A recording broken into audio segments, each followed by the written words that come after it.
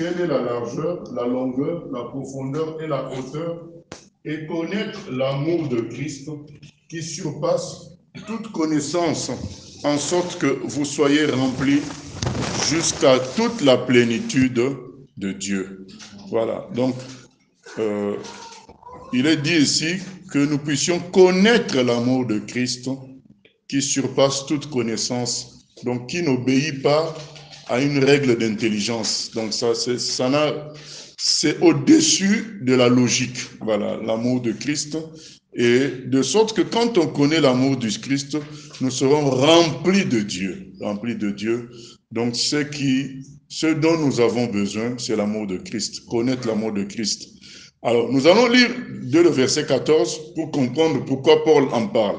Nous lisons, « À cause de cela, je fléchis le genou devant le Père, duquel tire son nom toute famille dans les cieux et sur la terre, afin qu'il vous donne, selon la richesse de sa gloire, d'être puissamment fortifié par son esprit dans l'homme intérieur. » Alors, donc Paul dit qu'il prie, voilà, il fléchit le genou devant le Père, ça veut dire qu'il prie afin que Dieu nous donne à nous, selon la richesse de sa gloire, d'être puissamment fortifiés dans l'homme intérieur. C'est-à-dire pas être fortifié par les biens matériels, ni par le succès extérieur, mais à l'intérieur, par la connaissance. Donc, par la suite que nous allons lire, il dit, en sorte que Christ habite dans vos cœurs par la foi. Donc, c'est dans l'homme intérieur, afin qu'étant enraciné et fondé dans l'amour, donc c'est l'amour qui doit porter tout cela. Il y a la foi, mais l'origine de tout, c'est l'amour. Vous puissiez comprendre avec tous les saints quelle est la largeur, la longueur, la profondeur et la hauteur, et connaître l'amour de Christ qui surpasse toute connaissance, en sorte que vous soyez remplis jusqu'à toute la plénitude de Dieu. C'est en connaissant l'amour de Christ qu'on est rempli de Dieu. Or, à celui qui peut faire, par la puissance qui agit en nous, infiniment au-delà de tout ce que nous demandons ou pensons, à lui soit la gloire dans l'Église et en Jésus-Christ dans toutes les générations au siècle des siècles. Amen. Voilà, je ne veux pas faire de longues explications sur l'amour de Dieu. Il est écrit dans Jean 3,16, « Dieu a tant aimé le monde qu'il a donné son Fils unique, afin que quiconque croit en lui ne périsse point, mais qu'il ait la vie éternelle. » C'est la preuve de l'amour de Dieu. Chacun pourra dire ce qu'il veut, mais il n'y a pas de plus grand amour que de donner sa vie. C'est ce que Jésus dit. Tu peux toujours contester Dieu puisque tu es malade, tu peux toujours contester puisque tu n'as pas d'argent ou quoi que ce soit, mais sache que Dieu a donné son Fils. C'est la preuve de son amour. Et une fois dans une église, j'avais entendu le chant suivant. Dans le chant, on disait « L'amour de Jésus est tellement grand qu'on l'a giflé et il n'a pas répondu. » Voilà, ça m'a toujours fait du bien, ce chant-là. L'amour de Jésus est si grand qu'on l'a tapé et il n'a pas répondu. Donc, je me suis dit, le compositeur de ce chant a dû se dire, mais avec toute la puissance de Jésus, il s'est laissé faire. Pourquoi il s'est laissé faire? Parce que s'il répondait, nous perdions notre salut. En fait, il fallait que Jésus se laisse faire pour que nous soyons sauvés. Il nous a tant aimés qu'il s'est laissé taper sans réagir pour que nous soyons sauvés. C'est ça, l'amour de Jésus est si grand qu'il s'est laissé taper sans répondre. Voilà. Donc, je partage ça pour parler brièvement de l'amour du Seigneur. Les théories, voilà, on peut en parler sans fin, mais le peu c'est là. Dieu a tant aimé le monde. Dieu a donné son Fils. C'est la preuve de son amour. Il ne peut pas donner plus de preuves que ça. Parce qu'il y a des gens qui veulent, on ne m'a pas donné une maison, on ne m'a pas donné ceci.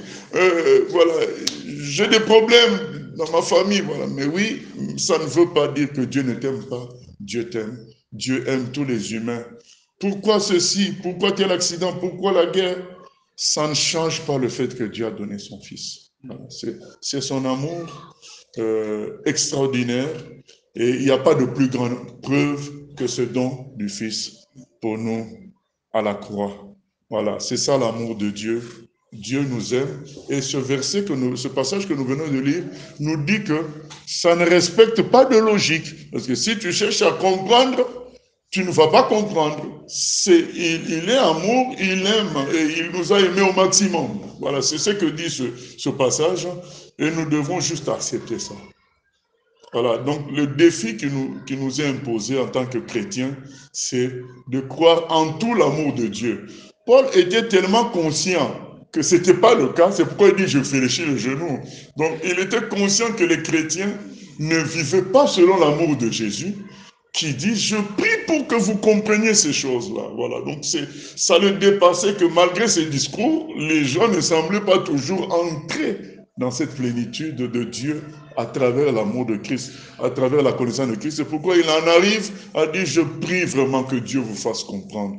Parce que Paul, lui, il a été traumatisé par cet amour. Lui qui était l'ennemi des chrétiens, qui enfermait les chrétiens, qui les frappait, qui les emprisonnait. Il rencontre le Seigneur sur le chemin de Damas, qui le fait tomber du cheval par sa grande lumière. Mais Jésus-Christ, au lieu de le frapper, il dit, je te sauve et je fais de toi mon serviteur. Paul est devenu fou de cet amour-là. Et c'est ce qui l'a conduit lui-même à donner toute sa vie. Parce qu'il a été pressé, traumatisé par l'amour de Jésus. C'est pourquoi il connaît la puissance de cet amour et il s'étonne que les chrétiens en soient privés. Parce que là, il parle aux chrétiens, il ne parle pas aux païens.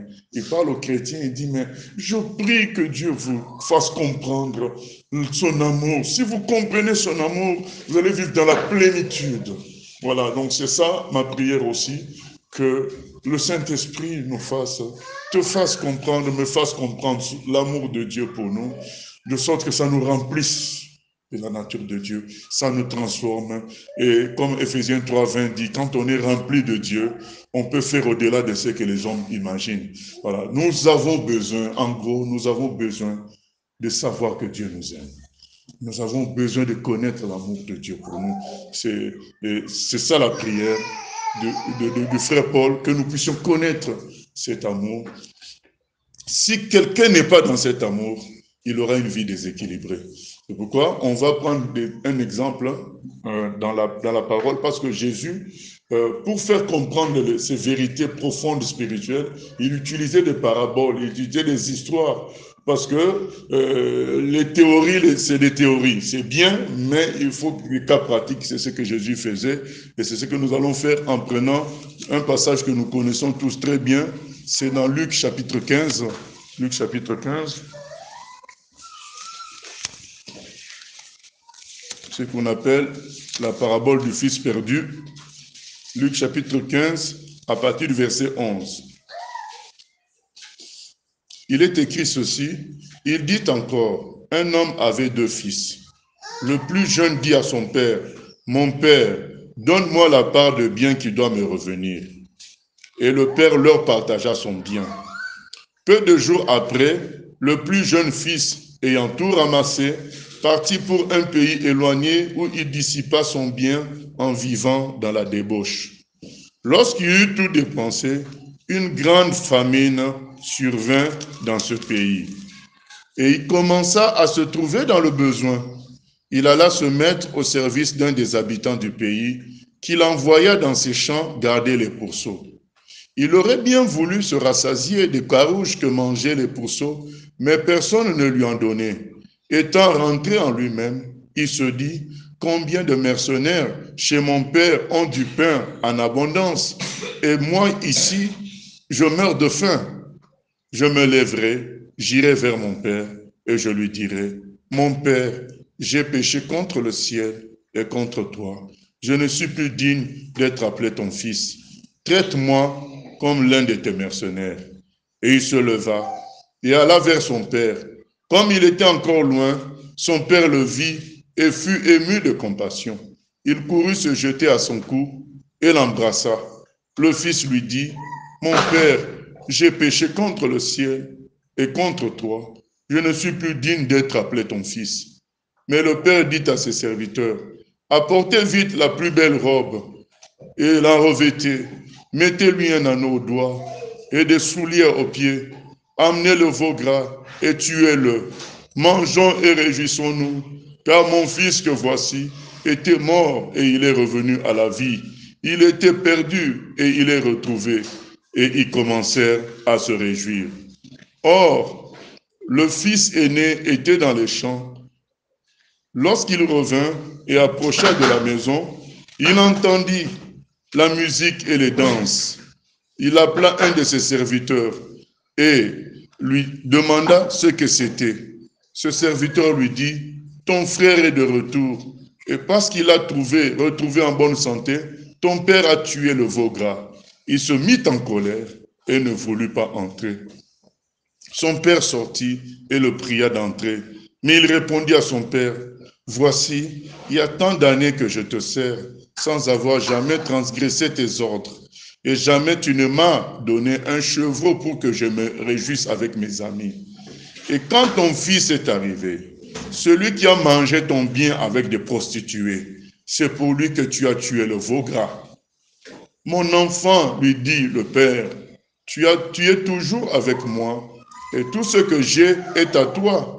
Mais il fallait bien s'égayer et se réjouir, parce que ton frère que voici était mort, et qu'il est revenu à la vie, parce qu'il était perdu et qu'il est retrouvé. Amen. Voilà, nous avons deux fils, ces deux catégories de chrétiens. Donc, ce sont ces deux fils-là, puisqu'on dit que c'est des fils. Si c'est des fils de ce père, donc c'est deux catégories de chrétiens. Ce ne sont pas des étrangers, ce ne sont pas des domestiques, c'est des fils. Le problème du christianisme, comme Jésus expose là, c'est saisir l'amour de Dieu. C'est ça le problème des chrétiens. Et Jésus expose ça dans cette affaire. Il parle du premier fils, le jeune. Les chrétiens qui sont toujours mécontents. Ils veulent des titres. Ils veulent être le premier. Ils veulent que tout le monde soit bon. Donc ce fils-là était avec son père. Il était servi par un amour très fort, mais qui ne réalisait pas. Il ne réalisait pas cet amour parce que lui était dans des désirs personnels sans creuser avec son papa, sans discuter, sans échanger. Il pensait que son papa était loin, distant, et qui ne se préoccupait pas vraiment de lui. Et il avait une fausse opinion de son père. Et c'est le cas de la majorité des chrétiens. Voilà. Et même moi-même en préparant ce temps, bon, j'ai demandé pardon à Dieu. Je pense que notre chair a du mal vraiment à croire en cet amour immense. C'est un problème. Je comprends le frère Paul quand il dit « je prie » pour que vous compreniez ça. Parce que si vraiment nous comprenions l'amour de Dieu, il n'y aurait plus de plaintes. Voilà, il n'y aurait plus de plaintes. Nous serions tout le temps joyeux. C'est pourquoi il dit que si vous comprenez cet amour, vous serez remplis de Dieu. C'est rempli de Dieu. Et ce jeune qui est dans un palais, qui est chez un riche, son père est riche, il a tout, mais lui il n'est quand même pas bien. C'est le cas de la première catégorie des chrétiens. Malgré le fait qu'ils soient chrétiens, ils ne sont pas bien. Ils sont jaloux de celui qui chante bien, ils sont jaloux de celui qui a 3 maisons. Voilà. Et parfois, ils ont des choses, mais quand quelqu'un d'autre a une petite affaire, c'est encore un problème. C'est des gens qui pensent que Dieu n'exauce pas leur prière. C'est ce jeune fils-là. Il s'est dit non, moi je vais essayer autre chose. Et ce genre de chrétiens, finalement, petit à petit, ils se construisent leur propre schéma personnel du christianisme, leur façon de prier, ils construisent tout. Et c'est d'où viennent les doctrines de prospérité, tout ça. Finalement, on se dit, mais non, il faut faire de telle manière, prier à 3 heures du matin pour recevoir telle chose. Donc, c'est des gens qui, finalement, vont mélanger les affaires du monde avec les affaires de Dieu. C'est ce jeune homme-là qui, finalement, s'éloigne carrément de principes divins clairs pour se construire son propre avenir. Il s'éloigne tranquillement de son papa. Il pense qu'en faisant autrement, c'est là, ce sont les gens de chrétiens qui vous diront, soyons réalistes. Donc, on peut corrompre un tout petit peu. Soyons réalistes, on doit faire du marketing. on doit faire la publicité. Donc ce sont ces gens-là qui vont dire, c'est comme si Dieu n'a pas vraiment souci d'eux, et que c'est eux-mêmes qui doivent faire des efforts, faire en leur manière pour attirer la grâce divine. Et ce n'est plus une grâce parce que c'est eux-mêmes qui organisent tout, et ils s'éloignent tranquillement de l'amour de Dieu. Ce n'est plus l'amour de Dieu qui guide leur vie, mais c'est leur pensée, leur logique, leur calcul, et du coup, ils vont prendre les méthodes du monde pour régler les problèmes dans le Seigneur. C'est ce jeune fils-là qui est parti dans le monde pour chercher le bonheur. Donc, c'est des gens qui vont penser qu'il faut avoir les mêmes choses que les païens. Il faut faire comme les païens pour être heureux. Parce qu'ils sont comme insatisfaits de Dieu. Mais ils n'ont réellement pas connu l'amour de Dieu, parce que s'ils avaient connu l'amour de Dieu, ils parleraient de leur ennui, ils parleraient de leur mal-être à Dieu, parce que c'est leur papa, il connaît son amour. Je me sens pas bien, qu'est-ce qui me manque? Voilà, ils n'ont pas fait ça. Ils se sont dit, il me manque ceci, il me manque la voiture, il me manque cela, il me manque ceci, il me manque une femme, il me manque un mari, il me manque... Et puisque comme une sœur un jour m'a dit, pasteur, j'ai patienté 2 ans, et comme elle était en concubinage, elle s'était éloignée de l'église et elle s'est mise en concubinage. Elle m'a dit, mais pasteur, j'ai patienté 2 ans, Dieu n'a pas donné. Vous voyez? Donc c'est des gens qui estiment que Dieu n'a pas fait ce qu'il fallait, alors que elle était là, et finalement, elle se prend un concubin. Vous voyez? Donc c'est des gens qui estiment que Dieu ne s'intéresse pas trop à eux. Mais au lieu d'être dans ce que Paul dit dans Ephésiens 3, dans la profondeur de cette relation d'amour, dans le renouvellement de l'homme intérieur, parce que quand Dieu te parle, il t'éclaire, tu es bien, vous connaîtrez la vérité vous rendra libre. Mais il faut croire en son amour. Quand tu crois en l'amour de Dieu, tu peux t'approcher de lui, échanger, discuter. Mais quelque part, il s'est installé une sorte de méfiance vis-à-vis de Dieu. Du coup, ce jeune homme, ces chrétiens vont finalement chercher des méthodes du monde. Ils vont maquiller Dieu dedans. Ils vont chercher des méthodes du monde pour arriver à leur fin. Et certains même vont carrément apostasier, comme faire rétrograder dans la foi, parce qu'ils pensent que c'est dans le système du monde qu'ils vont trouver le bonheur. Et puis, il y a la deuxième catégorie. La deuxième catégorie, c'est les chrétiens qui restent dans ce qui est officiel. Officiellement, il est régulier, il fait tout bien officiellement, mais au fond, il n'est pas heureux. Il n'est pas heureux parce qu'il a l'impression qu'il faut toujours faire du travail pour plaire à Dieu. Il faut toujours, il y a un prédicateur qui va venir, il dit qu'il faut prier à 3 heures du matin, un autre va venir, il faut prier à 5 heures, donc le chrétien est perdu, mais je vais faire quoi pour plaire à Dieu? Donc, il est là, mais il se sent toujours incapable, et il doit faire beaucoup d'efforts comme pour chercher l'amour de Dieu, à travers des efforts, à travers des prières, à travers des études bibliques. Il veut travailler pour chercher l'amour de Dieu. Et c'est sans fin. Parce que quand tu es dans cette course-là, il n'y aura jamais un moment où tu te diras, j'ai fait ce qu'il fallait. Il y aura toujours, il y a la voix du diable qui te dira toujours, ah mais non, tu n'es pas un bon chrétien. Et tu vas continuer toujours à vouloir faire des choses. Et c'est des gens qui sont malheureux. Et c'est des gens qui sont, orgueilleux. Parce qu'ils vont voir, ils vont trouver les chrétiens qui ne font pas comme eux, comme étant des faux chrétiens, comme étant des gens ratés. Donc ils vont être dans le jugement. C'est ce qu'était le deuxième fils. Il était avec le papa, mais il n'était pas heureux avec le papa. Et il n'avait même pas compris son amour. Voyez? Donc nous savons que le premier n'a pas compris son amour. C'est très facile à savoir, puisqu'il a fui, il est parti. Voilà, il est parti chercher le bonheur ailleurs. Donc, il n'avait pas compris l'amour de Dieu. Par contre, pour comprendre que l'autre aussi n'avait pas compris l'amour de Dieu, là, c'est domaine un peu plus de révélation, puisque le monsieur était là toujours avec son père. Mais quand est-ce qu'on a compris qu'il n'avait pas l'amour de Dieu, et il ne reconnaissait pas l'amour de son père? C'est quand son père récupère son fils, le petit frère de l'aîné. Quand le père récupère avec amour, lui, il est surpris. Il dit, oh, mais il a mal fait, Donc, dans sa tête, pour recevoir l'amour de son père, il fallait le mériter. Il fallait être correct. Il fallait être droit. Or, l'amour, comme le frère Paul dit dans Ephésiens 3, qu'on a lu le texte qu'on nous a donné, ça dépasse la connaissance. Ça n'a pas de logique. L'amour n'a pas de logique. Le meilleur exemple, c'est de parler de l'amour, même si parfois cet amour-là peut être teinté de favoritisme et de péché, c'est l'amour d'une maman. Voilà, c'est une base. Ça ne veut pas dire que c'est l'amour parfait, mais c'est une base pour comprendre l'amour de Dieu. Vous savez, quelqu'un peut être bandit, tout ce que vous voulez. Le jour où on l'enferme en prison, sa maman ira toujours le voir. Voilà, parce que c'est incontrôlable, cet amour-là. Ça n'a pas de logique.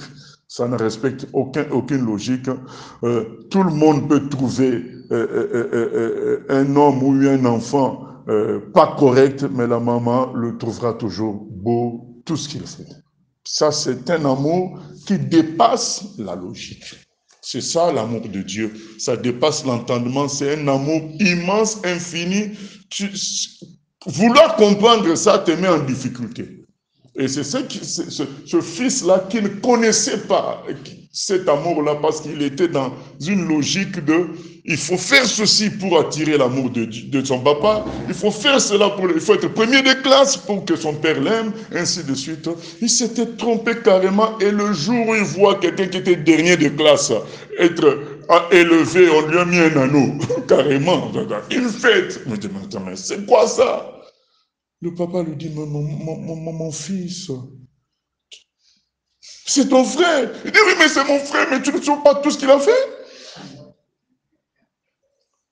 Moi, je suis tout le temps avec toi ici, je suis fidèle parce que tu as déjà fait une fête pour moi.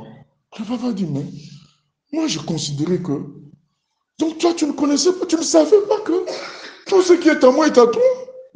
Et tu pouvais faire prendre. Donc, il ne savait pas. C'est le cas du deuxième groupe de chrétiens aussi, qui ne savent pas, qui s'efforcent pour tout, qui se battent pour tout. Ils ne connaissent pas l'amour du Seigneur. C'est pourquoi Jésus dit, vous connaîtrez la vérité vous rendra libre. Quand tu connais l'amour de Dieu, tu es libéré. Tu sais qu'il s'occupera de tout. Tu peux lui faire confiance. Beaucoup dans le christianisme ont perdu confiance en Dieu. C'est ce qui les amène à dévier pas à pas, à chercher des appuis à gauche, à droite, à être instable. Être privé de l'amour de Dieu, c'est devenir déséquilibré. Les deux garçons étaient déséquilibrés. Ils étaient déséquilibrés. Le fils aîné paraissait équilibré, mais il n'était pas du tout équilibré. Il était tendu. Il était tendu. Il était stressé. Il faut bien nettoyer là, papa va passer. Il faut faire ceci, il faut faire... Donc, il était là à calculer toujours comment faire pour que le père soit bien. Comme ça, lui, il va recevoir l'amour en échange. Donc, il était déséquilibré, stressé. Mais le jour où il voit la manifestation suprême de l'amour de son père envers son fils, c'est là qu'il s'énerve et dit, mais c'est quoi ça? Mais le papa dit, mais j'ai toujours été comme ça. C'est vous qui ne connaissiez pas.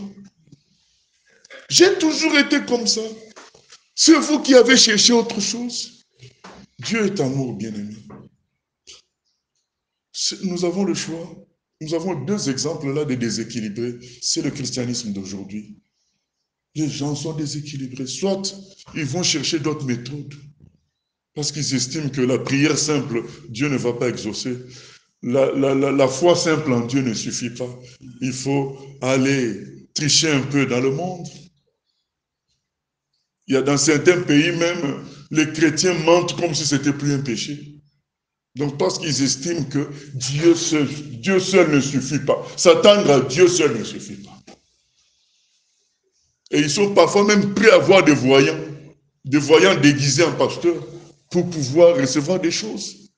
Parce qu'ils ne sont pas satisfaits de comment Dieu se présente à eux. Ils se fabriquent d'autres moyens. Il faut peut-être faire ceci, faire cela. Et c'est là qu'ils s'éloignent, ils trichent avec le monde, ils font les mêmes choses que le monde. Ils amènent ça maintenant dans les choses de Dieu parce qu'ils ne sont pas satisfaits de Dieu. Et la deuxième catégorie est là, est touchée. Ils sont là, ils sont fidèles, mais ils sont malheureux.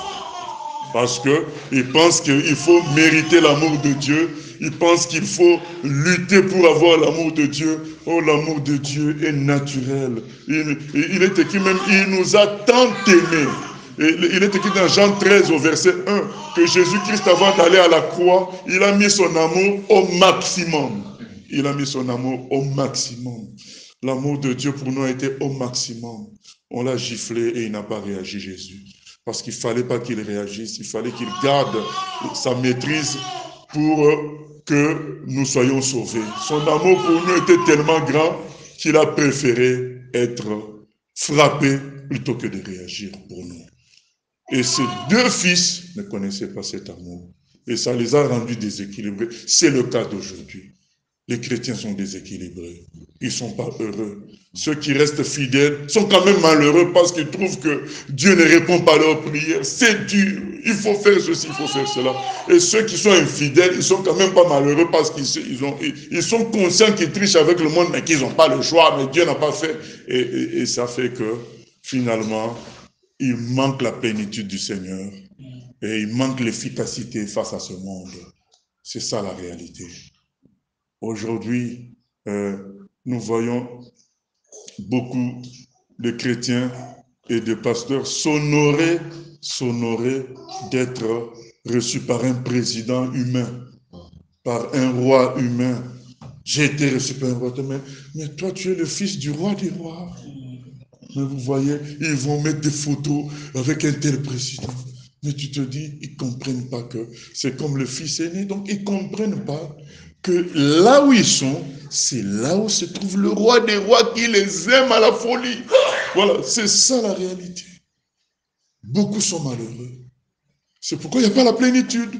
Il faut forcer les gens, il faut pour faire certaines choses. Mais celui qui est content de son Dieu, il est dans l'amour de Dieu, il est heureux. On ne le force pour rien. Qui forçait Paul? Personne. Il était rempli de l'amour de Dieu. Manquer l'amour de Dieu, c'est être déséquilibré. Nous devons sortir de ce déséquilibre qui a amené ces deux fils à être malheureux ainsi. Et le premier a compris ça. Il a fallu qu'il sombre et qu'il revienne pour comprendre. Mais finalement, je me suis trompé sur toute la ligne. Parce que quand lui, il revient dans l'esprit d'être juste domestique, esclave. On lui dit, mais non, mettez-lui l'anneau du fils, du gérant. Donc l'anneau là, ça veut dire que l'héritier, mettez-lui l'anneau. Il ne comprend pas, mais il prend. Et là, il entre maintenant dans le vrai amour. Il est maintenant heureux. Et le premier, on voit qu'on pensait qu'il était bon, mais finalement, on se rend compte que lui aussi ne connaissait pas l'amour de Dieu. Et ce sont tous ces chrétiens-là. Il y a un frère qui un jour m'appelle, il me dit, mais je ne comprends pas. Nous, on prie, on est sérieux. Mais dernièrement, j'ai suivi le témoignage d'une dame qui n'est pas vraiment dans la vérité, mais elle a expérimenté un miracle extraordinaire. Moi, je dis, mais mon frère, la vérité, là, on te dit qu'elle n'est pas dedans. Mais toi, tu l'as. Donc, c'est plus que son miracle. Donc, tu ne saisis pas l'amour de Dieu. Cette vérité-là que tu as est plus que le miracle de l'autre. C'est ça que tu n'as pas compris. Puisque avec son miracle, si elle n'a pas la vérité, elle perdra même le fruit de son miracle. Mais toi, avec ta vérité, tu seras gardé dans la présence de Dieu, dans l'amour de Dieu, dans la gloire. C'est cela. Donc, il y a des gens qui sont dans une forme de fidélité avec Dieu, mais qui sont malheureux parce qu'ils n'ont toujours pas compris l'amour de Dieu. Ils n'ont pas compris. Donc, nous lisons quelques textes qui vont nous montrer ce que l'amour de Dieu fait comme chose positive en nous. Nous lisons premièrement 1 Jean 4. 1 Jean 4.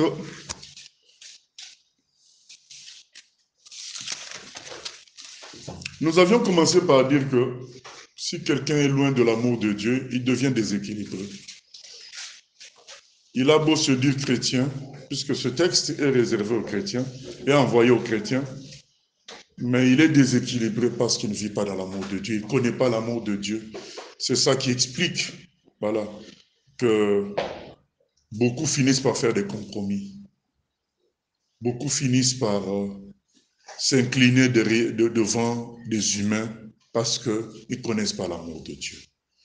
Et 1 Jean 4, et maintenant les 3 points que nous allons prendre là, c'est pour vous dire comment l'amour de Dieu nous édifie. Donc dans 1 Jean 4, 18, c'est écrit ceci: la crainte n'est pas dans l'amour, mais l'amour parfait bannit la crainte, car la crainte suppose un châtiment, et celui qui craint n'est pas parfait dans l'amour.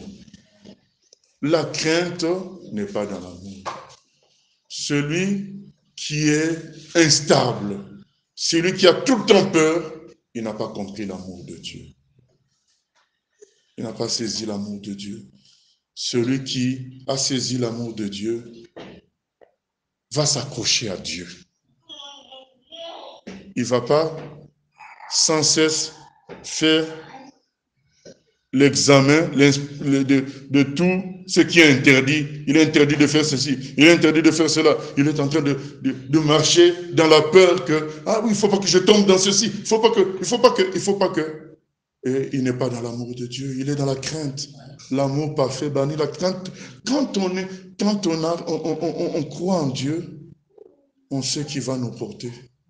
Il va s'occuper de nous.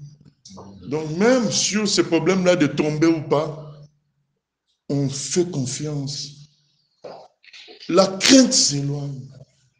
La crainte du lendemain, ça s'éloigne parce que Dieu nous aime. Ça s'éloigne. Abraham, on lui dit, va tuer ton fils pour moi. Il s'en va. Son serviteur lui dit, mais son fils dit, mais c'est comment, papa? L'agneau, il est où? Confiant dans l'amour de Dieu, il dit, Dieu s'en occupera. C'est pas pour rien que ces gens-là, on les appelle des héros de la foi. C'est des gens qui ont compris Dieu. Il dit, Dieu s'en occupera. Beaucoup parlent trop, qui sont chrétiens, qui se sont engagés, mais Dieu n'a rien fait. Donc c'est le cas du premier fils. Il m'attend. Moi, je veux par moi-même. Oui, mais tu n'as pas compris. Et quand ils vont dans le monde, ils se font massacrer. C'est là qu'ils reviennent sages. Ils reviennent sages. Les Abraham ont compris Dieu. Ils ont dit, bon, il sait ce qu'il fait. Je sais qu'il est amour, il est bon. Je vais obéir quand même. Les amis de Daniel, devant le feu, ils se sont dit, Dieu sait ce qu'il fait. Nous allons quand même obéir. La révélation de l'amour de Dieu donne des ailes, donne la force. Ça enlève la crainte. Ils sont entrés dans la fournaise, confiants de l'amour de Dieu. La crainte s'en va.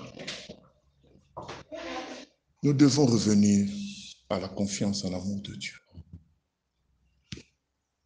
Deuxièmement, nous lisons dans 1 Corinthiens 13. 1 Corinthiens 13, verset 6.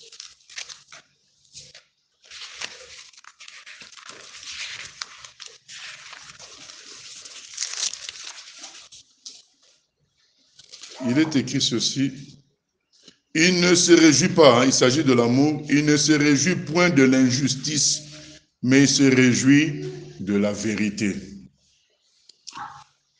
Dernièrement, il y a quelqu'un qui m'a dit, puisqu'on parlait de l'amour, il dit, mais oui, mais comment associer l'amour et la prudence, donc l'amour et la, comment dire, parce que en étant dans l'amour, on peut faire des erreurs, se faire empoisonner, comment dire, voilà, je lui ai dit, l'amour inclut déjà tout ça. Parce que si tu es vraiment dans l'amour, tu aimeras tout le monde.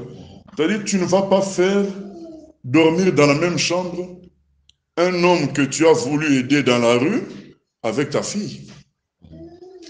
Donc, c'est bien. Tu aimes l'homme qui est sans domicile, tu veux le récupérer, mais tu dois aimer aussi ta fille pour la protéger. Donc, voilà. Donc, l'amour inclut tout ça. On n'a pas besoin de commencer à dire, ben, je vais mettre un frein dans mon amour parce qu'on ne sait jamais. Non! Dans l'amour, il y a tout ça à la fois. Il y a la vérité, c'est ce qu'on vient de lire là. L'amour se réjouit, c'est ce que j'ai voulu qu'on lise, de la vérité. Ça va ensemble. Il y a des gens qui ont peur qu'en étant beaucoup dans l'amour, qu'ils fassent des compromis par rapport à la vérité. Non! L'amour est tellement pur qu'il est vrai. Donc, l'autre chose là on fait parfois l'erreur entre l'affection et l'amour. L'affection, oui, ça peut avoir des complicités. Donc, tu aimes beaucoup un ami, au point tu fais de la complicité avec lui. Ça, c'est pas l'amour. L'amour véritable, il se réjouit de la vérité. Il ne va pas vouloir ensemble avec un ami qu'on s'entraîne dans le feu éternel, dans l'erreur. Donc, il ne faut pas craindre d'être pleinement dans l'amour. Il y en a qui disent, mais dans l'amour, ils vont exagérer, ils vont profiter de moi. Mais quand tu es dans l'amour, au fait, c'est pas ton amour, c'est un ensemble qui vient de Dieu. Et dans cet amour, il y a le fait, l'assurance que Dieu s'occupe de tout. Tu ne manqueras de rien. Si quelqu'un profite de toi, mais Dieu va remplacer. Mais tu ne peux pas mettre toi un frein dans l'amour parce que tu as peur de plus être dans la vérité. C'est faux. Le véritable amour inclut la vérité de nous. C'est ensemble. Le véritable amour même entraîne dans la vérité, amène la vérité. Celui qui est vraiment dans l'amour va aimer la vérité. Ça va ensemble. Donc il y a des gens qui, sous prétexte d'amour, ils disent, ah mais non, c'est pas grave. Donc le péché, c'est pas grave. Donc c'est pas le véritable amour. Parce que quelqu'un qui connaît l'amour de Dieu sait que ça a conduit Jésus à la croix. Il sait que Dieu était tellement conscient de la conséquence du péché qu'il a donné son fils. Donc quelqu'un qui est dans l'amour, il ne peut pas négliger le péché. Il connaît la destruction du péché. Il ne peut pas tolérer ça. Donc l'amour, effectivement, est dans la vérité. Nous ne devons pas le gérer, nous ne devons pas le limiter sous prétexte qu'on peut faire des compromis. Non, au contraire, le véritable amour s'amène la vérité. Voilà, c'est cela. Et ceux qui prétendent être dans l'amour et font des compromis ne sont pas dans l'amour. Ils sont dans un système personnel d'affection. Ce n'est pas le véritable amour. Car le véritable amour se réjouit de la vérité, veut la justice. C'est ça le véritable amour. Il ne supporte pas l'injustice, il veut la justice. Donc puisque l'amour est parfait, l'amour c'est Dieu lui-même, Dieu c'est la vérité. Donc, nous devons vivre dans l'amour. Si nous vivons dans l'amour, nous serions de nous-mêmes, sans que quelqu'un nous dise, on aura le poids d'aller demander pardon à quelqu'un, de s'humilier devant. Au fait, tu es là dans la chambre, tu vas dire non, j'ai quand même parlé mal à mon fils. C'est vrai qu'il a 12 ans, mais bon, comme j'ai parlé en public, j'attends le temps de prière familiale. Je dis, bon, je tiens devant vous à m'excuser parce que j'ai mal parlé à votre frère. Voilà. C'est vrai que c'est la honte, mais c'est l'amour. L'amour se réjouit de la vérité. Ça amène la vérité. C'est-à-dire que tu es dans l'amour de Jésus, tu te dis, ben non, Jésus n'aimerait pas ça. Je dois... L'amour s'affranchit de la honte. Voilà, c'est ça l'amour. L'amour se réjouit de la vérité.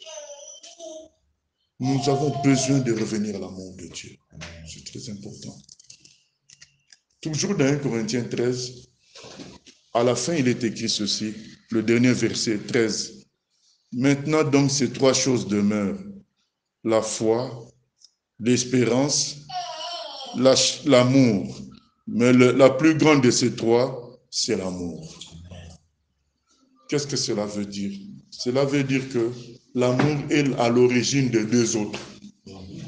C'est ce qu'on a lu aussi dans Ephésiens 3, le passage qui nous a été donné. C'est écrit, il faut être enraciné dans l'amour.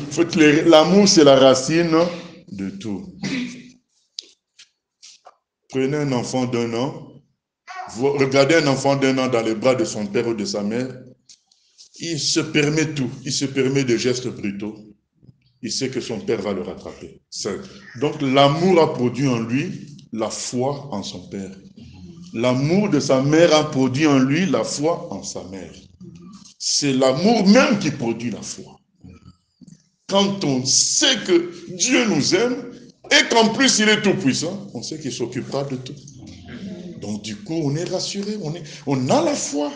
Et vous voyez ce garçon-là, ce bébé-là, que quelqu'un d'autre le prenne, il va se tenir calme.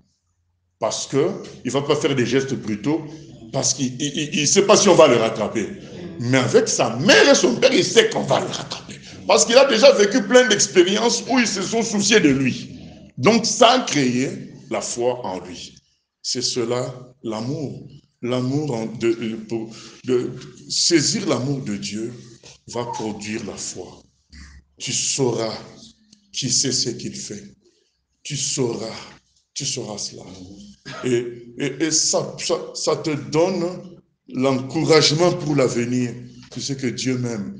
Je peux dire que c'est une affaire centrale pour la vie chrétienne. Cette affaire dont on est en train de parler là, l'amour de Dieu, c'est central. Les gens s'égarent parce qu'ils ne connaissent pas cet amour. Pourtant, ils sont chrétiens, mais ils n'ont pas encore creusé cette affaire-là. C'est pourquoi le frère Paul dit, je fléchis les genoux, parce qu'il sait que l'intelligence humaine résiste à cet amour-là, naturellement. Parce que c'est incompréhensible par l'intelligence. Il faut vraiment se lâcher et dire, Seigneur, je veux entrer dans ça. Seigneur, je veux vivre dans l'amour. L'amour enlèvera, donc comme on a dit, la crainte. Ça produira la vérité et ça donnera la foi. Donc les trois sont importants. L'amour, la foi, l'espérance, mais le plus important, c'est l'amour. Quand tu es dans l'amour de Dieu, tu es sûr qu'il fera ce qu'il a dit. Tu es sûr de répondre à son appel, tu sais qu'il pourvoira. Tu n'as pas besoin de tricher, tu n'as pas besoin de voler, il pourvoira parce qu'il t'aime.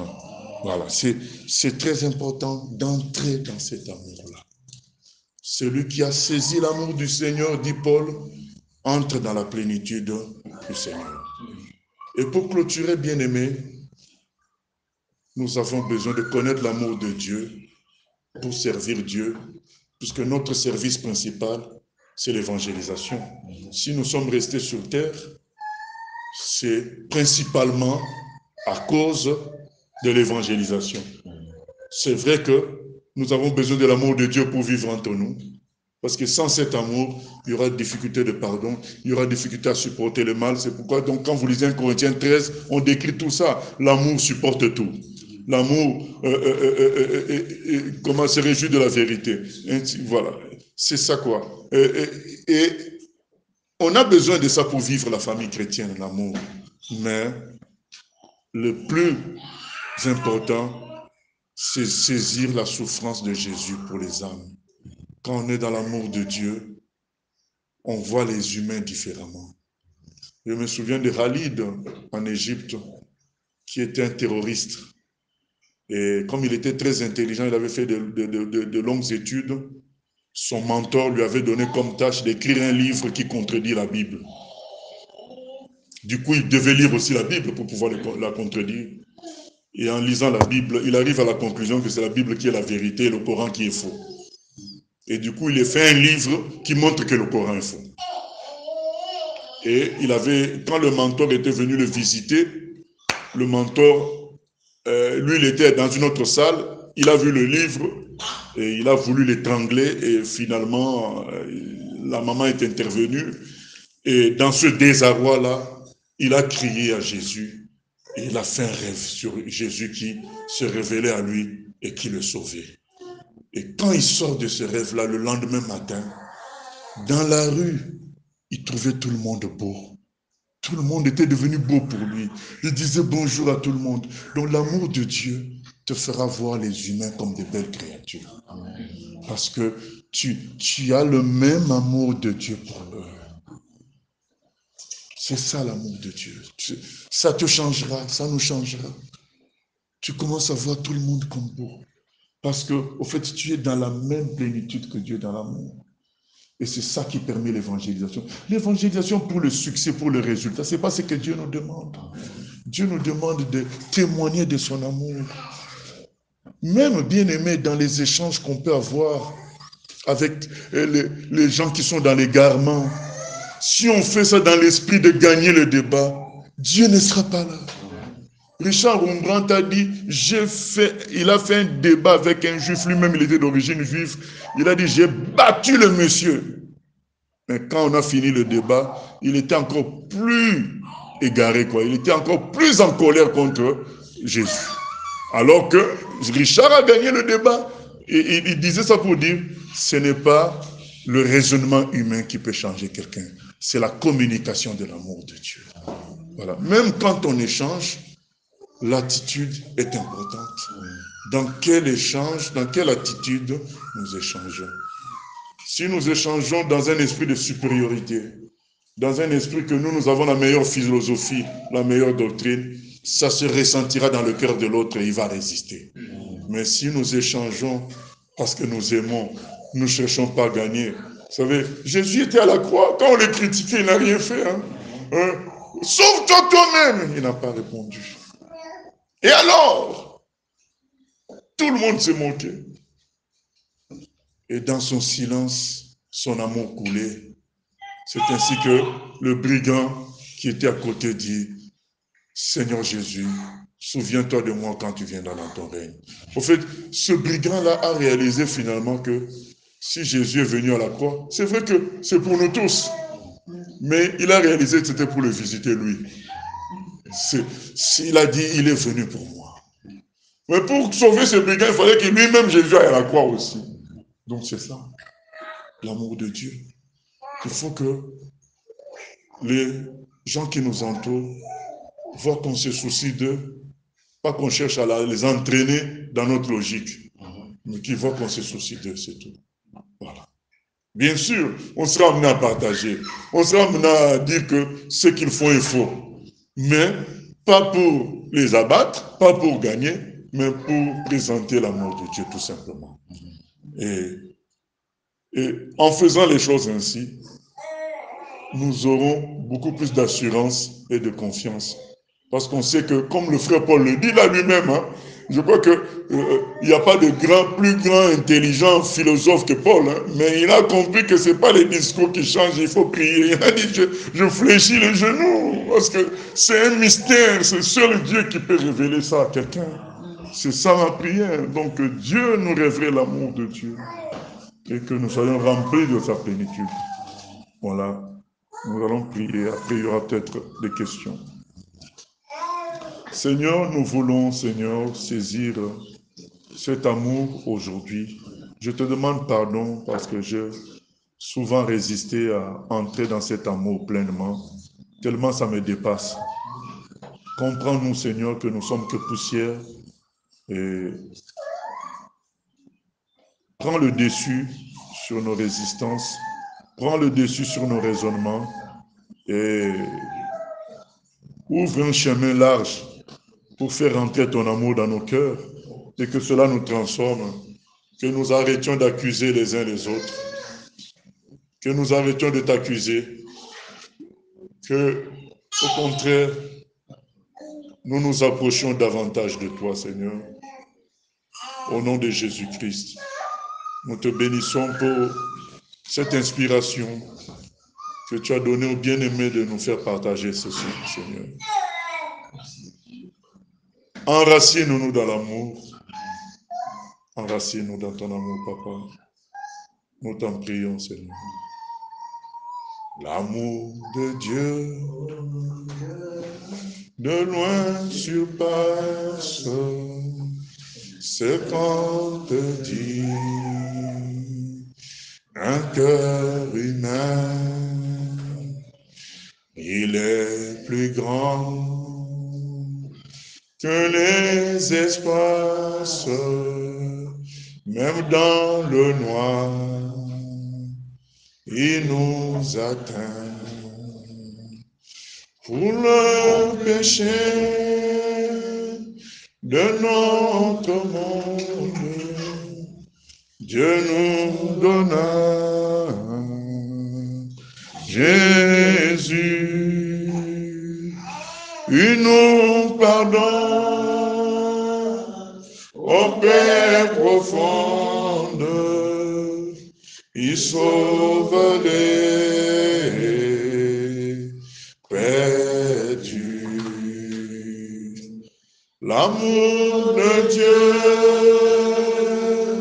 si fort, si tendre, est un amour sans fin.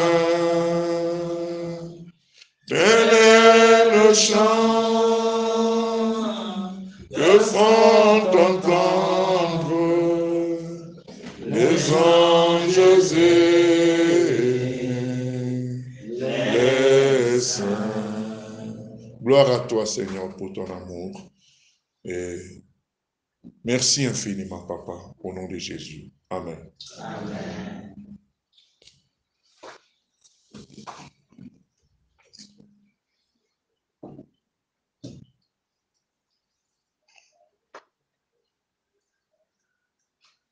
Là, c'est le temps de questions par rapport à l'amour.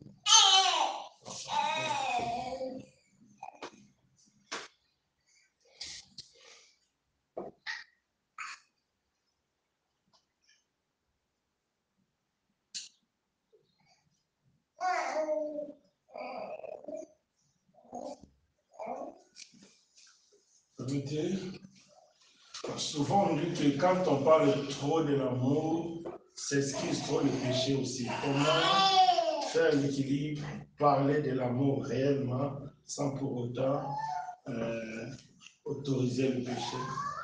Rappelez ce qu'on a dit ici, que le point 2, l'amour se révèle de la vérité. Donc ça va ensemble. C'est pas un amour excuse tout. Non, au contraire. Au fait, l'amour, c'est l'état de perfection de Dieu qui fait que le mensonge et l'injustice est exclu de l'amour. Voilà. Quelqu'un que tu aimes, tu ne vas pas lui mentir. Tu ne vas pas lui faire du mal. Voilà, c'est ça. Donc, compléter toujours que l'amour et la vérité, ça va ensemble. Au fait, nous devons insister sur l'amour. Pourquoi? Parce que sans l'amour de Dieu, personne ne peut lui être agréable, ne peut lui ressembler. Voilà. Sa nature, c'est l'amour même. C'est pas policier cherchant quelle est l'erreur, quelle est l'erreur, quelle est l'erreur. Non, non. Si tu aimes, tu ne vas pas faire le mal à quelqu'un que tu aimes. Voilà. C'est ça, quoi. Nous devons insister là-dessus. Et naturellement, les choses se feront. Les gens qui mélangent amour et fausseté, ce sont des gens qui n'ont pas la bonne définition de l'amour.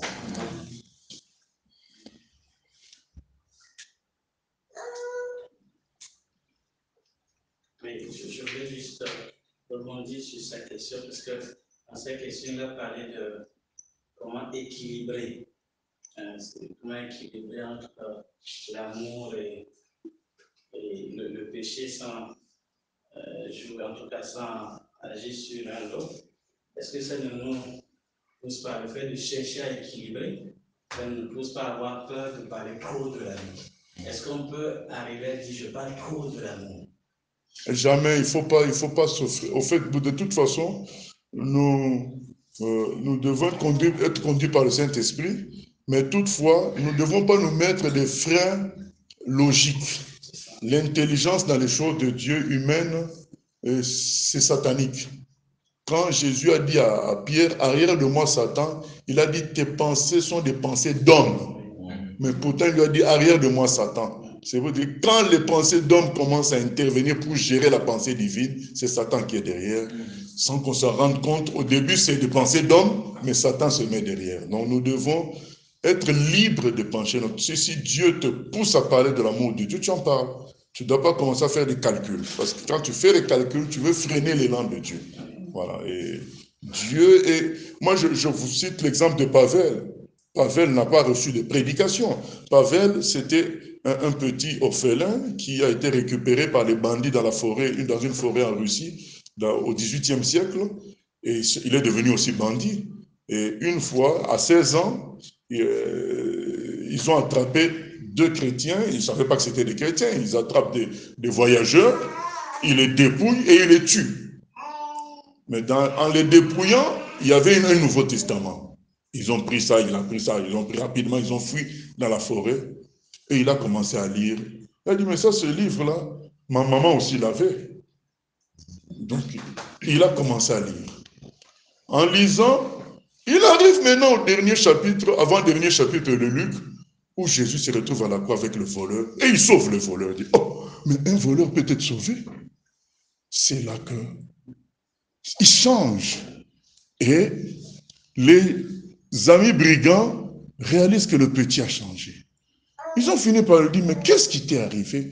Tu marches, tu réfléchis, tu marches de long en large dans le camp. Il a dit, mais c'est ce que j'ai lu ici qui m'a bouleversé. Ben, dans ce cas, lis-nous aussi, on va comprendre ce qui t'a bouleversé. Donc, chaque soir, ils ont commencé à lire l'évangile. Et à la fin de tout ça, tout le monde était bouleversé, mais il n'y a eu que 7 conversions. Rendons-nous compte qu'il n'y a pas de prédicateurs. Hein. Ils lisent seulement comme ça. Ils ne savent pas c'est quoi une conversion, tout ce tralala que nous connaissons là. Donc, ils lisent. Ils ont compris que Dieu aimait même le voleur. Au fait, c'est ça la révélation pour eux. Pour eux, ils étaient plus dans le mal parce que c'était perdu pour perdu. On est dans le mal, c'est fini pour nous, on est dans le mal. Mais ils comprennent que non, Dieu aime même un voleur. Mais comment eux qui ont été sans prédicateur pour les équilibrer, ils ont compris aussi que le vol était mauvais. Voilà. Donc, ils ont compris. Et vous savez, la conséquence, c'est quoi? Un jour, les 7 se lèvent et disent, nous allons nous rendre à la police.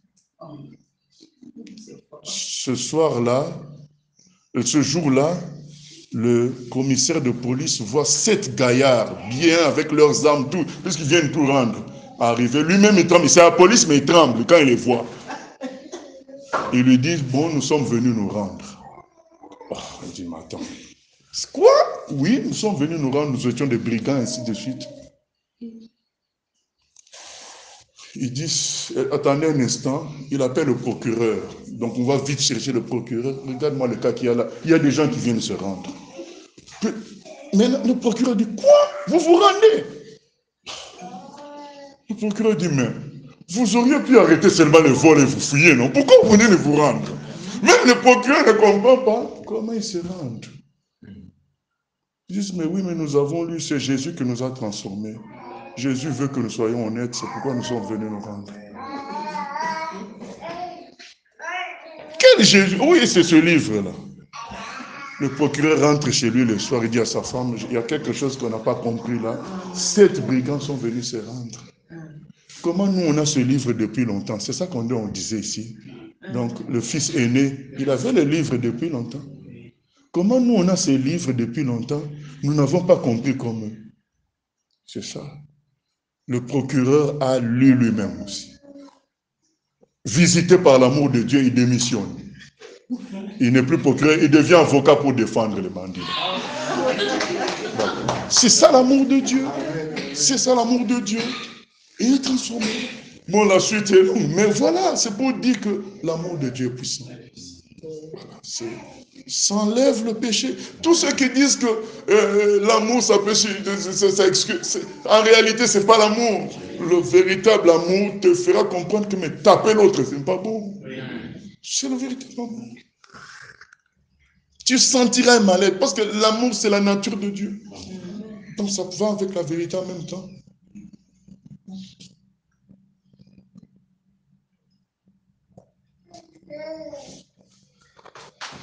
Sophonie 1,17. Tu peux nous en dire quelque chose? Sophonie 1,17. Non, Sophonie 3,17. 3,17. Je vais me rassasier de ton image. Non. Non. Il fera de toi sa plus grande joie. Voilà. Bon, on va lire, hein, Sophonie 3,17.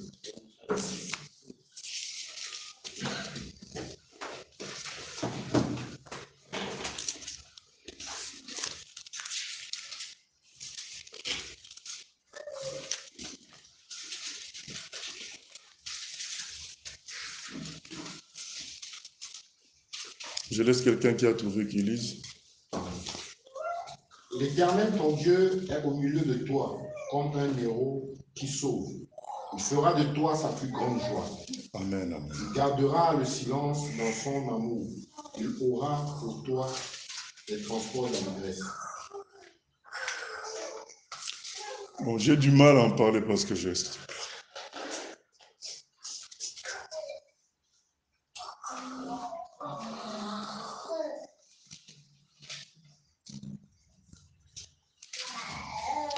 Un jour, par rapport à ce verset-là, Dieu m'a expliqué que son amour était tel que il était beaucoup plus heureux d'être avec moi en classe économique que moi je sois avec lui en première classe. C'est ça qui m'a fait pleurer. C'est-à-dire que Dieu, sa joie, c'est d'être avec nous. Amen. Sa joie, ce n'est pas d'être lui en première classe et de nous y amener. Non, sa joie d'être là où nous sommes. C'est comme il est venu rejoindre ce voleur-là à la croix. C'est son amour qui est illimité.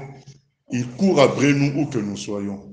Voilà, ça m'a transformé ce passage-là. C'est nous qu'il vise dans son amour. Voilà, c'est extraordinaire.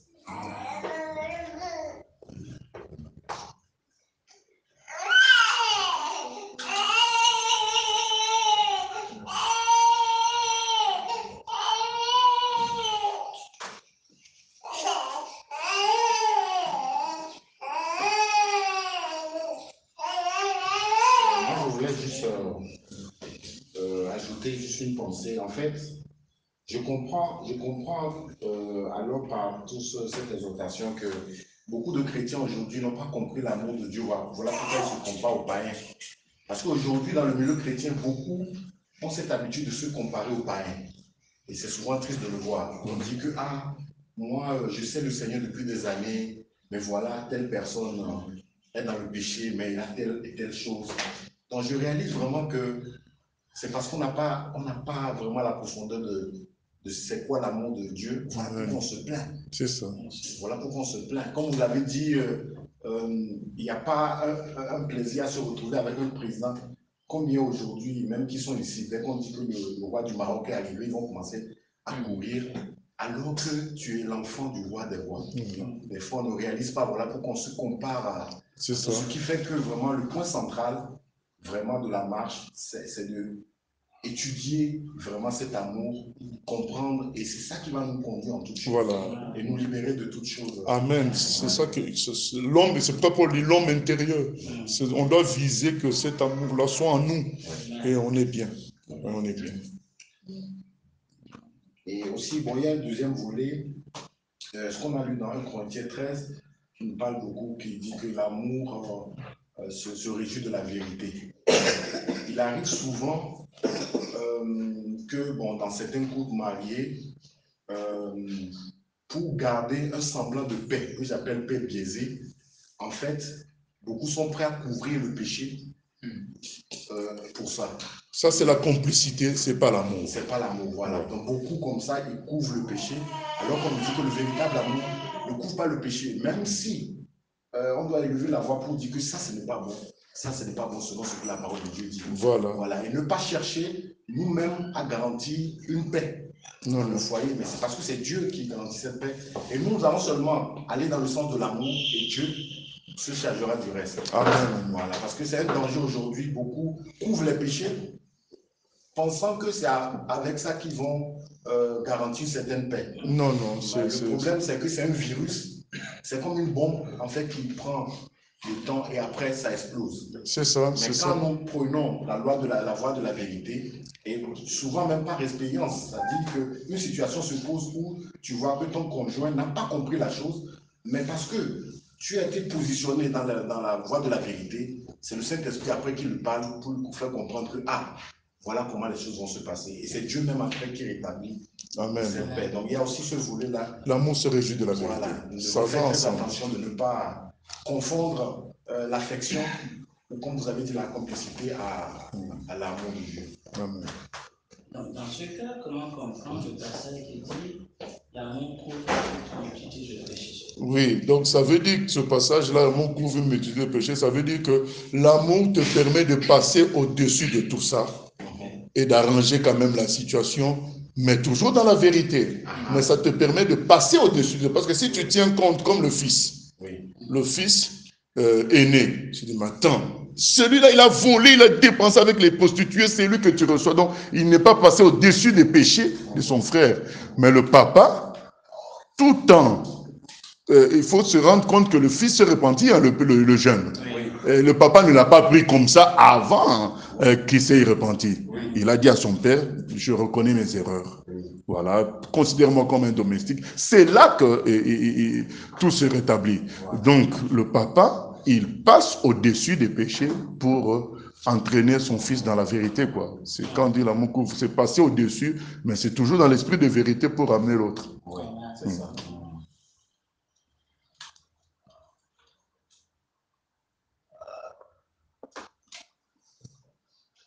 Est-ce qu'il faut-il qu'on passe sur plusieurs épreuves pour comprendre le véritable sens de l'amour de Dieu? C'est au Seigneur de décider quand il souhaite le révéler. Non, le Seigneur l'a révélé.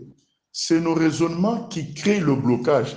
C'est pourquoi c'est dit dans Apocalypse chapitre 2, souviens-toi d'où tu es tombé, retourne à ton premier amour. Ce que j'ai contre toi, c'est que tu as perdu ton premier amour.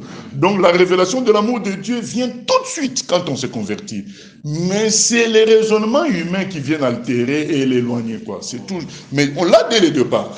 C'est nous qui l'entretenons pas, c'est tout. Qui résistons à cela par les raisonnements et par la nature humaine. Voilà, c'est ça. Et donc après, donc, il faut voir le chemin de retour. Dire Seigneur, je suis fatigué de moi-même, de m'aider avec mes propres logiques. Maintenant, je veux retourner à la simplicité de l'enfant avec toi. Saisir ton amour et prospérer, quoi, pour progresser. Voilà.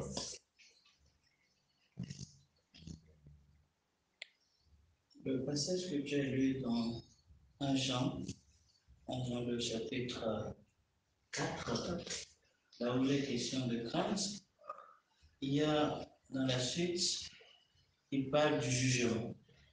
Donc, parce que la crainte suppose le jugement. Le verset 11. Oui, parce que la crainte, si quelqu'un dit, non, voilà, la crainte, pour nous, voilà, la crainte n'est pas dans l'amour, mais l'amour parfait bannit la crainte, car la crainte suppose un châtiment, et celui qui craint n'est pas parfait dans l'amour. Voilà, donc, celui qui est dans l'amour de Dieu doit s'intéresser à y rester, plutôt qu'à éviter le jugement. Voilà, c'est ça, quoi. Puisque Jean 5, 24 dit, en vérité, je vous le dis, celui qui compte en moi ne passe plus en jugement, il est passé de la mort à la vie.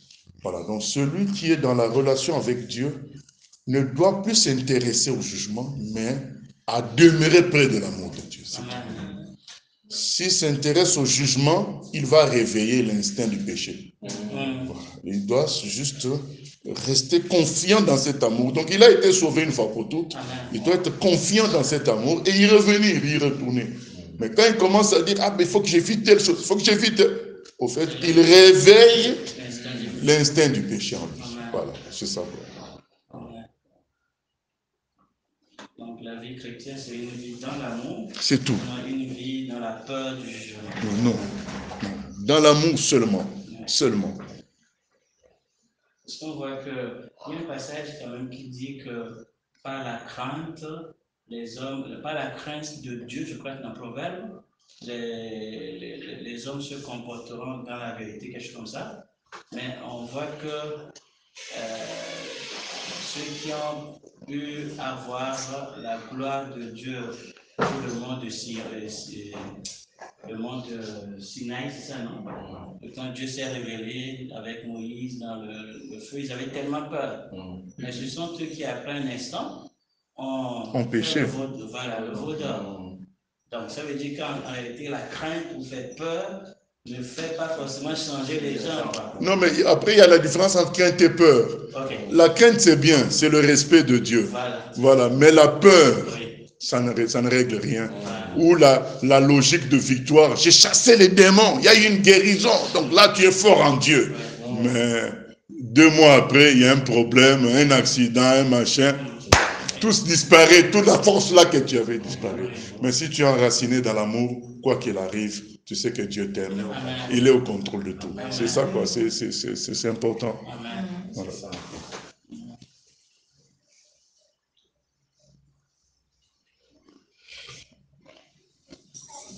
Les gens comme les Paul, il était en prison, il était tranquille. Hein?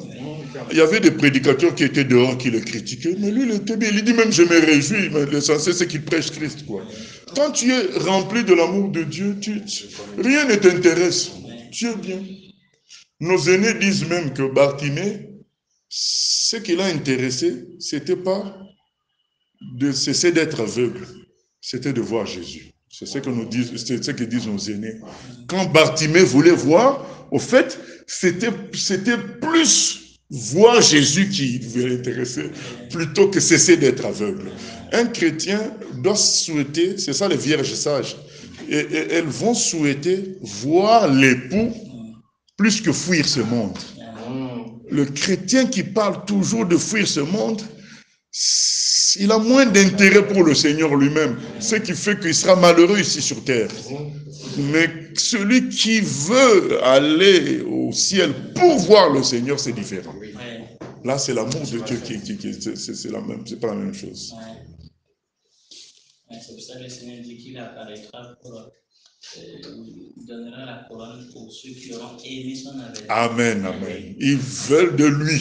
C'est pas qu'ils veulent du paradis, mais de lui-même. Parce qu'il y a une catégorie qui se prépare pour ne pas rater. Oui. Voilà. C'est ça. Or, même avant l'enlèvement, on peut vouloir du Seigneur chaque jour. C'est ça qui permet maintenant une prière saine. C'est pas une prière de peur où il faut remplir un quota d'heures, de minutes. Non, c'est une prière tranquille dans l'amour pour être avec celui qu'on aime, c'est tout. En fait, ça explique même pourquoi Paul dit la mort est un gain. Voilà. Quand tu es pressé de voir l'époux. Voilà, c'est ça. Voilà.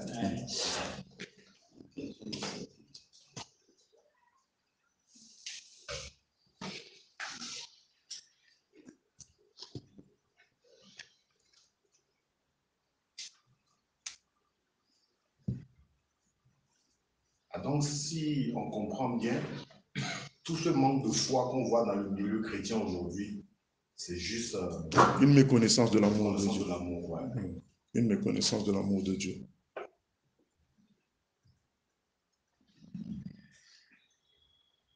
Parce que comme vous avez dit, plusieurs fois tu vois que beaucoup de chrétiens, surtout dans nos pays, il y a souvent de cette démarche administrative, on te dit que non.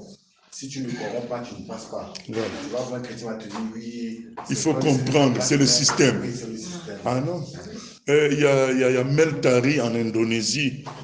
Dieu lui dit, je veux te voir tel jour aux États-Unis. Je t'y envoie. Mais là où il est, pour aller chercher, on ne va pas aux États-Unis à pied. On est en Indonésie. Hein. Il faut un billet d'avion. Il faut le visa. Mais il faut aller aussi à la capitale. Là où Meltari se trouvait, il fallait d'abord marcher à pied, ensuite prendre une 4x4, ensuite prendre un petit avion. On te dit comme ça, mais il est confiant que Dieu ne se trompe pas. S'il a parlé ainsi, les miracles se sont succédés.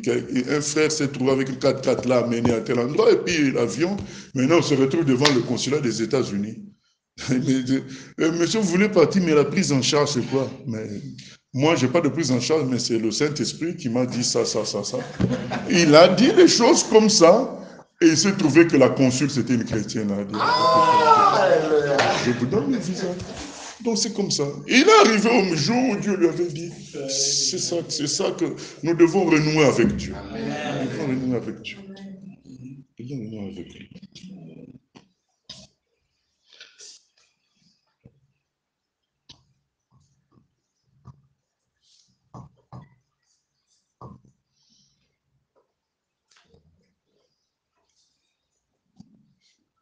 D'accord. Comme ça.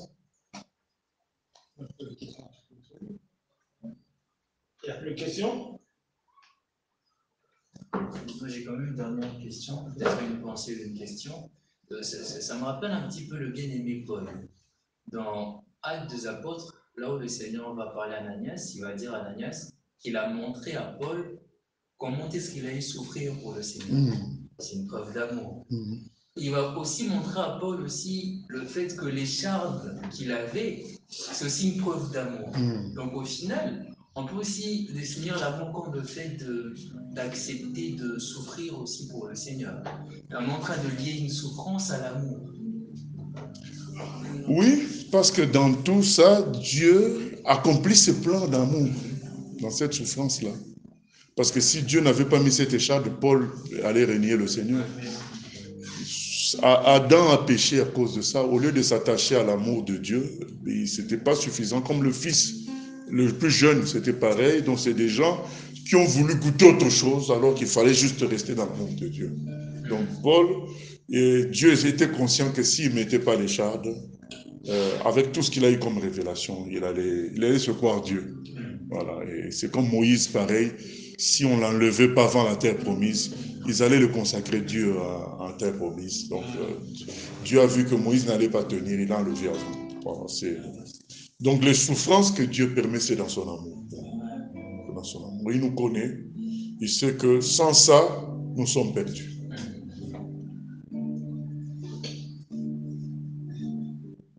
Mais, donc, il nous demande maintenant, comme notre séminaire, c'est de plonger dans cet amour pour justement supporter ces souffrances. De comprendre cet amour.